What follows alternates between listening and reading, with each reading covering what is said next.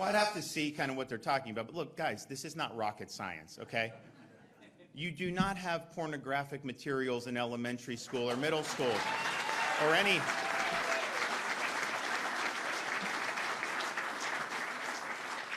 Let's focus on educating these kids. Let's cut out the indoctrination. Let's not worry about all the stuff that's inappropriate. Let's teach them to read, to write, to add, subtract, teach them about the country's history, teach them about all literature, all the things that are important. And that's what schools really, when I was growing up, I don't remember any of this stuff coming into school. I just had normal classes. So that's what we want. But clearly, parents have the right to know what is being put in their kids' classroom and in the libraries, and to have adult-themed books. And I've seen some of this stuff.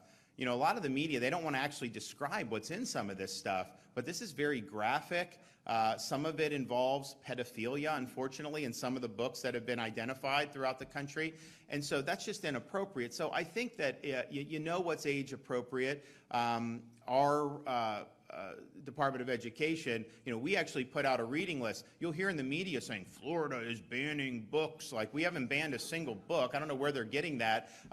Just because something may not be appropriate for a middle school library doesn't mean that an adult can't access it. But what we have is we have all these books recommended, like To Kill a Mockingbird. You know, they actually banned that in Burbank, California, because they said that it was politically incorrect. And so that's recommended, all these other things. It's interesting, the summer reading list, someone showed California's, and it's all recommended reading. It's all from 2016 to the present, and it's almost all political in nature and ideological in nature. Florida, you know, our list is like classics in literature, classic history, you know, speeches, letters from a Birmingham prison that Dr. King wrote. You have things like Kennedy is inaugural, all this other stuff. So like Florida, you look at it, you're like, that's education.